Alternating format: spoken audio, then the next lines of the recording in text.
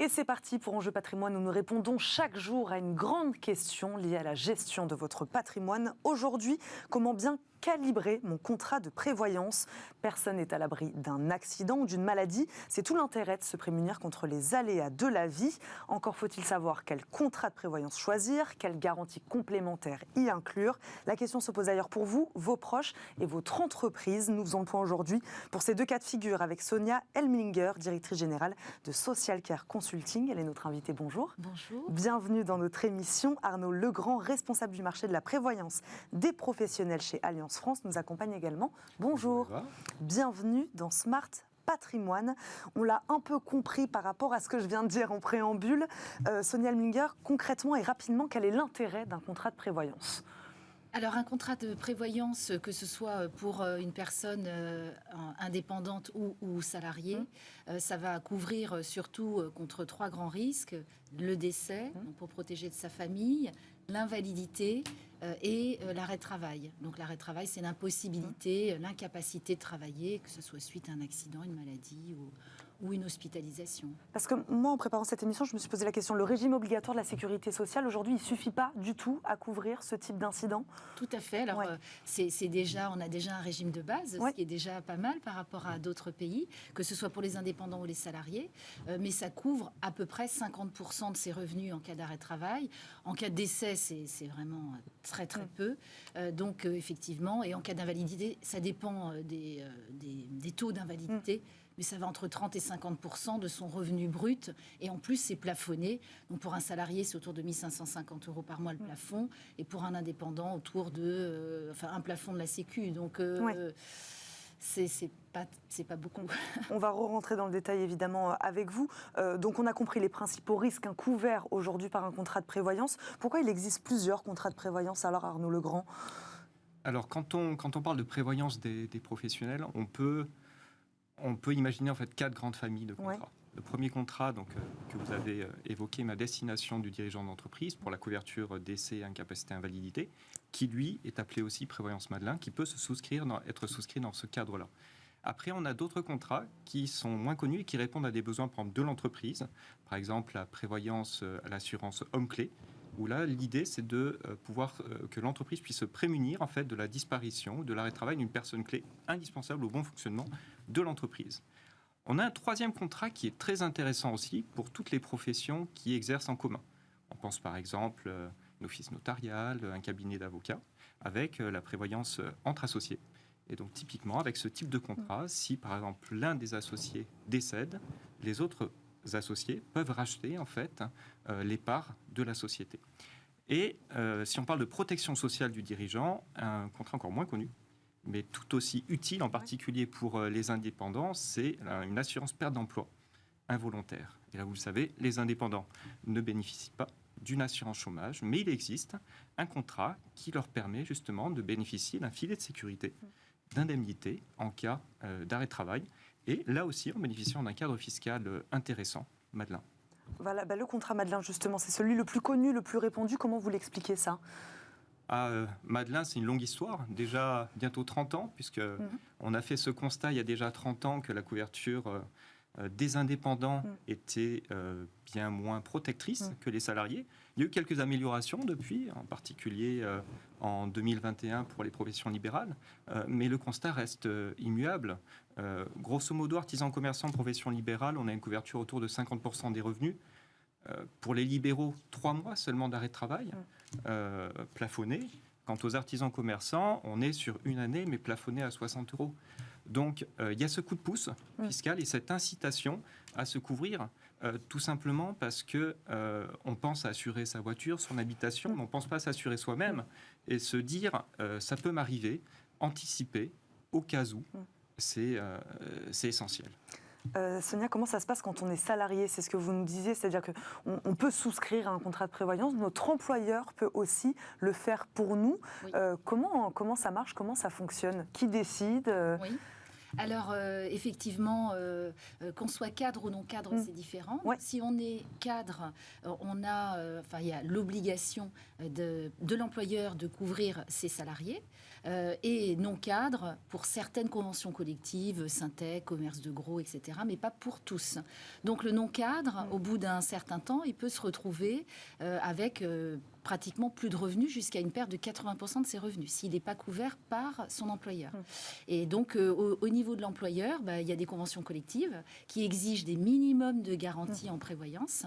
Et là, il doit se conformer à la convention collective au minimum. Après, il peut mettre évidemment plus de garanties pour ses salariés.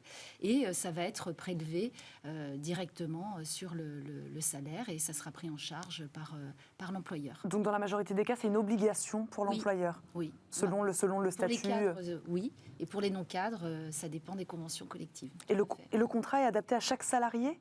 Alors non, c'est un contrat collectif. Donc ça va être toujours ces grandes garanties, décès, invalidité, arrêt de travail, surtout l'arrêt de travail, parce qu'effectivement, si un salarié est en arrêt de travail de plus de 3 mois, là, il y a vraiment une baisse assez significative de revenus. Donc ce contrat de prévoyance va compléter pour pouvoir couvrir la totalité des revenus du salarié si l'arrêt de travail dure plusieurs mois ou plusieurs années. Arnaud Legrand, c'est difficile de souscrire à un contrat de prévoyance ? Ah non. Non, c'est assez simple. C'est simple. Alors, la première étape, il y a un travail de pédagogie à faire, en particulier par le conseiller. Et il y a déjà cette perception à avoir des conséquences d'un arrêt de travail. Et donc, se renseigner déjà auprès de sa caisse professionnelle pour voir justement comment je serai indemnisé, quel est le capital d'essai que mes proches percevraient. Et je ne peux qu'inciter également à frapper la porte et aller contacter un conseiller en assurance spécialisé en protection sociale. Pourquoi ? Pour faire un bilan, un diagnostic déjà.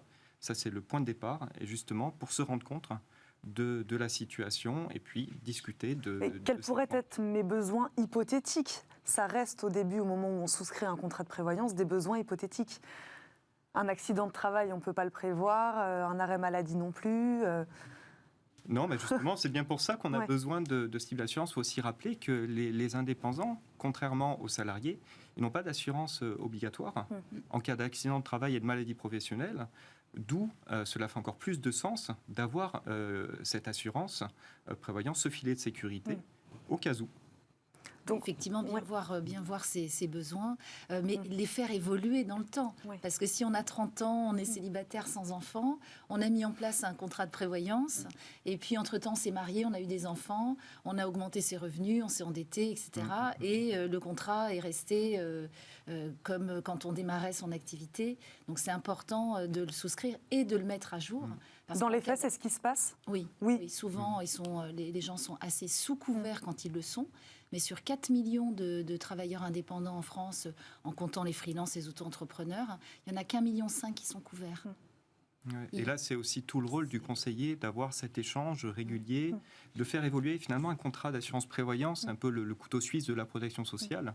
Et il va vous accompagner toute la vie. Et il va être présent à des moments heureux, l'arrivée d'un enfant, il va sécuriser votre conjoint, et puis il peut apporter bien d'autres choses. Vous aviez parlé de plafond tout à l'heure. En gros, comment ça marche en cas d'invalidité, par exemple, ce que nous donne ce contrat de prévoyance, c'est quoi ? Des indemnisations financières, c'est ça, globalement ? Oui, c'est en fonction de vos revenus. Donc, par exemple, sur l'invalidité, deuxième catégorie, on va dire que ça va vous donner 30% de vos revenus bruts. 30% de vos revenus bruts, si vous avez 40 ans et vous vous retrouvez avec ça jusqu'à la fin de vos jours, c'est catastrophique. Après, si vous pouvez reprendre partiellement une activité, vous allez pouvoir compléter, mais il y a des personnes qui ne peuvent pas revenir dans leur profession ou même faire autre chose. Donc c'est très important parce que ça met en péril tout le monde, ça met en péril l'entreprise, ça met en péril, si vous avez des associés, ça met en péril votre famille, vos enfants, enfin c'est vraiment catastrophique pour des assurances qui finalement sont assez simples de souscription quand on est bien accompagné, qui sont déductibles, donc comme vous le disiez en Madelin, de ses revenus professionnels ou dans l'entreprise, le chef d'entreprise, s'il assure ses salariés, il va le déduire également. Donc, c'est dommage de ne pas le faire, mais c'est un manque d'information la plupart du temps. Quand c'est de la collective, comme c'est obligatoire, le chef d'entreprise le met en place. Mais sur les travailleurs indépendants, non. L'individuel, il y a d'abord cette perception à avoir et vraiment se renseigner auprès de sa caisse professionnelle et puis contacter un conseiller pour un bilan. Combien ça coûte en moyenne un contrat de prévoyance, Arnaud Legrand ? C'est difficile à dire. Ça va être extrêmement variable. Ça va être fonction des revenus, fonction des besoins, des garanties souscrites. Ça peut être entre 300 euros, 1000 euros. Non, c'est... Ça Mais va dépendre aussi pour les salariés, si la personne est fumeur, non fumeur. Voilà, il y a plein de paramètres qui rentrent en jeu. Il fait du saut à l'élastique. Ça peut être... Oui, Arnaud Legrand. Non, donc c'est difficile de répondre à une question comme ça. En revanche, je pense qu'il faut faire attention, justement, quand on compare des contrats, de ne pas se focaliser sur le prix. Parce que justement, comme on le voit, derrière ce prix-là, il y a une analyse qui est faite en termes de couverture, et aussi l'assureur va vous proposer la protection qu'il estime être la plus adéquate dans votre situation. Donc justement, quand on parle d'événements aussi graves, le prix n'est pas forcément le facteur unique à prendre en considération. S'il nous arrive quoi que ce soit, il faut un filet de sécurité avec des mailles épaisses. Voilà. Est-ce que certaines garanties sont exclues? Et si oui, dans quel cas? Oui. Tout à fait. Alors, il peut y avoir des exclusions dues à des zones géographiques, si vous travaillez dans des zones à risque. Il peut y avoir des exclusions dues à certains sports, donc je parlais du saut à l'élastique, du saut en parachute ou autres sports professionnels. Et il peut y avoir aussi des exclusions, malheureusement, au niveau de certaines pathologies, donc certaines maladies chroniques ou autres. L'assureur peut exclure, certaines maladies. Et comment on fait dans ces cas-là? Pas de réponse? Alors, soit c'est une exclusion. Il y a une surprime, soit c'est une vraie exclusion, soit c'est une surprime, ce qu'on appelle une surprime, donc une prime qui est un peu élevée. Une prime de risque. Et une prime de risque, et l'assureur prend le risque de vous assurer. Vous avez un tout petit peu parlé de la fiscalité. Est-ce que quand on est dirigeant d'entreprise, il faut absolument regarder ça pour choisir son contrat? C'est important? Alors, pas seulement, ça fait partie en effet des points qui sont intéressants. Et puis c'est vrai que on parle quand même de plafonds Madelin qui commencent à 3 000 euros, qui se terminent à 11 000 euros, qui sont communs à la santé-prévoyance. Et aussi le dirigeant doit penser aussi à son conjoint collaborateur, peut penser à son conjoint collaborateur qui lui aussi peut bénéficier de ce plafond. Donc oui, ça permet à la fois d'être sécurisé, d'être assuré, voire d'assurer son conjoint, et derrière de faire des économies d'impôts. Donc oui, c'est quand même important à avoir en tête. Une question que je ne vous ai pas posée, quel est le profil de ces dirigeants d'entreprise qui souscrivent aujourd'hui à ces contrats de prévoyance? Est-ce que c'est des dirigeants de PME? Est-ce que c'est des dirigeants de plus grandes structures? Tout le monde aujourd'hui, en tant que dirigeant d'entreprise, c'est important de souscrire à un contrat de prévoyance, peu importe la taille de son entreprise? En théorie, qu'on soit salarié, qu'on ait une activité non salariée, actif ou inactif, on peut bénéficier de ce type de garantie. De contrat. Après, pas toutes les garanties, parce que les garanties incapacité, forcément, il faut être en activité. Mais après, le profil est extrêmement varié. C'est-à-dire tous les travailleurs non salariés, même des micro-entrepreneurs, les artisans, commerçants, professions libérales, peuvent être amenés à souscrire ce type de contrat. Donc après, c'est à l'assureur de s'adapter à la situation, à la profession, de calculer la part justement de ce qui est versé par le régime obligatoire et de proposer en fait une couverture qui va permettre d'équilibrer en cas d'arrêt de travail, d'invalidité, au moins 100% des revenus, qui est ce qu'on préconise. Tout à fait. Il y a un chiffre qui est vraiment terrible, c'est qu'un tiers des entreprises qui disparaissent est dû à une indisponibilité temporaire ou définitive du chef d'entreprise. Donc c'est quand même un chiffre assez fort. Et qui vraiment donne l'ampleur des dégâts parce qu'on n'est pas couvert. Parce que c'est une assurance pour nous, une assurance prévoyante, mais c'est également pour la santé de l'entreprise. Tout à fait. Donc pour assurer sa survie si on a des pépins de santé. 20 secondes chacun pour nous donner un dernier conseil, un conseil à ceux qui nous regardent. Vous parliez tout à l'heure de pédagogie. Sonia Lunger, on terminerait par quoi pour ceux qui nous regardent? Effectivement, pour ceux qui ont déjà un contrat, de retourner voir son conseiller pour le mettre à jour, c'est très important. Le faire évoluer. De le faire évoluer et de ne pas se sous-garantir. Et puis, voilà, pour ceux qui n'en ont pas, surtout d'urgence à aller voir un expert pour voir ces sujets. Arnaud Legrand. Gardez en tête, en effet, que c'est un contrat qui propose moult garanties, qui peut répondre à pas mal de situations, à la fois personnelles et professionnelles.